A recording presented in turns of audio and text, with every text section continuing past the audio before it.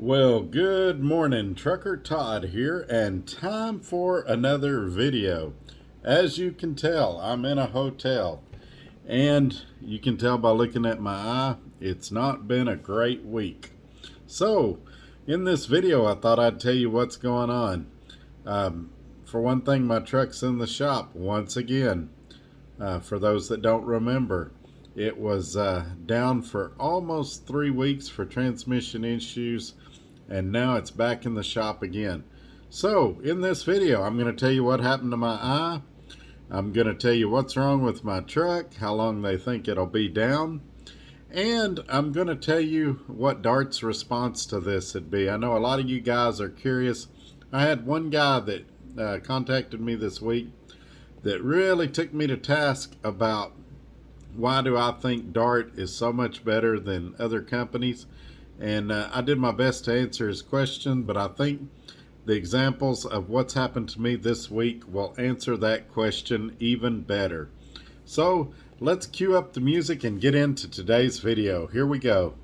And this is why I do this, why I'm out here, why I keep that hammer down. Flying by these road signs with home on my mind, with these wheels turning round.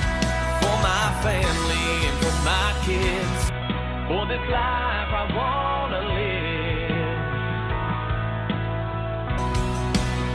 And this is why I do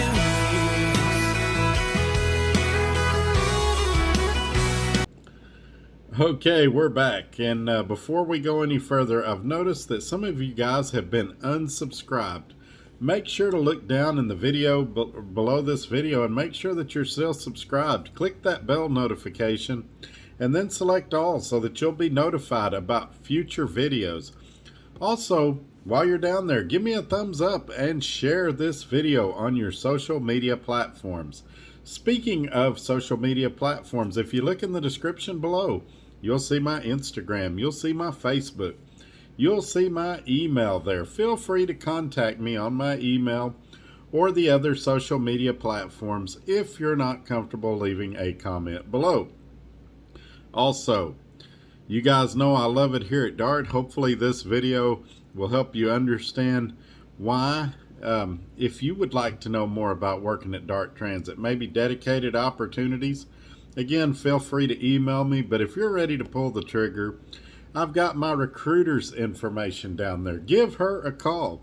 Tell her you've been watching Trucker Todd on YouTube and give her my driver number of 58180. If she's gone to lunch or out for the day, leave her a voicemail with that driver number of 58180 and she'll contact you back just as soon as she can. If you get some other recruiter, most of them know who I am by now. Just tell them you've been watching Trucker Todd and give them that driver number of 58180. That, along with sharing my videos, is the two best ways you can really help me and help this channel. All right, folks, let's get to the big ones. Let's start with the big eyesore in the room. What happened to my eye? I've noticed I've got some swelling under here too. It honestly looks like somebody punched me. I've been teasing my wife. You might could hear her laughing in the background, but she did not punch me. No driver sucker punched me. We stayed at a Motel 6, that was our first mistake, in Tracy, California for a 34-hour break, and something bit me while I was asleep. Now I can zoom in a little where you can see. It looks like maybe a bee or possibly even a spider. It's really getting swollen. Some of it is because I won't leave it alone. But there's a medical clinic near this hotel here. And if it doesn't improve over the next couple of days, I'm going to go over there and let them take a look at it. All right, so here's what happened. We delivered in Tracy, California. We took a 34-hour break. We picked up another load coming to Oregon. We delivered it, and then it was Monday before we could pick up our next load. We picked it up, and about 6 miles after I got loaded, I started having truck trouble. Now, Dart has remote diagnostics on their truck, and so I contacted Breakdown to see what it might be. Now, you might remember just a couple of weeks ago, I was in the shop for almost 3 weeks with transmission issues. And at that time, Dart said it needed a depth quality sensor. Now, it was my understanding that that got changed. But I went back and read my paperwork, and it obviously didn't. And I haven't got confirmation yet, but I'm thinking what probably happened is they found out about the back order on the depth quality sensor, and since it wasn't acting up at the time, they just decided to skip that repair. Well, I wish they hadn't have. Because it turns out, after I get to the Kenworth dealer, oh, I'm skipping ahead. Dart looks at it, says, yeah, there's definitely something there. You need to go straight to a Kenworth dealer. Now, I just got loaded with a load that's going to Buffalo, New York. And so I took it to the Kenworth dealer. They got it in really quick, looked at it, and sure enough, that sensor is bad. Now, that sensor is kind of a 3-in-1 sensor. It's the depth quality sensor, it is the depth level sensor, and it is the depth heater sensor. Now, the truck, what it started doing, check engine light, wrench light came on. The depth light went to nothing. The gauge went to nothing. So I stopped and filled the depth up and thought, maybe that'll fix it. And it didn't. I disconnected the battery for about 20 minutes. Sometimes these trucks will hiccup with all these electronics on it.